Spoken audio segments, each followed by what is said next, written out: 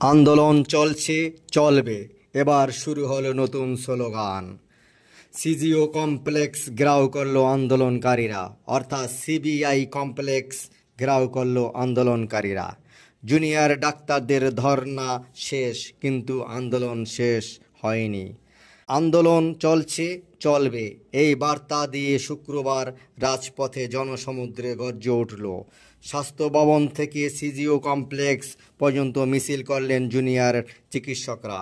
অন্যদিকে দক্ষিণ কলকাতার আইল্যান্ড পার্ক থেকে উত্তর কলকাতার শ্যামবাজার পর্যন্ত দীর্ঘ ৪২ কিলোমিটার রাস্তায় মশাল হাতে নিয়ে মিছিল করল নাগরিক সমাজ।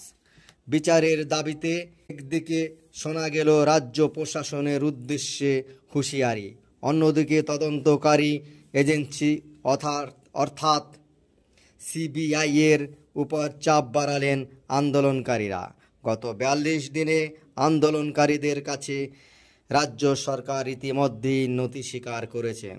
Kolkata police commissioner, DC north, স্বাস্থ্য অধিকর্তা ও স্বাস্থ্য শিক্ষা অধিকর্তাকে বদলাতে বাধ্য হয়েছে মুখ্যমন্ত্রী মমতা বন্দ্যোপাধ্যায়। এবার প্রশাসনের পাশাপাশি দ্রুত বিচার চেয়ে সিবিআইয়ের উপর ও চাপ বাড়াচ্ছেন আন্দোলনকারীরা। আরজিকর মেডিকেলের তরুণী চিকিৎসককে খুন ও ধর্ষণের ঘটনায় ৪ দিনের মাথায় সিবিআইকে সেই ঘটনার তদন্ত ভার দেয় কলকাতা হাইকোর্ট। সেই তদন্তের অগ্রগতি কী, জুনিয়র চিকিৎসকদের পাশাপাশি তা জানতে চায় নাগরিক সমাজও।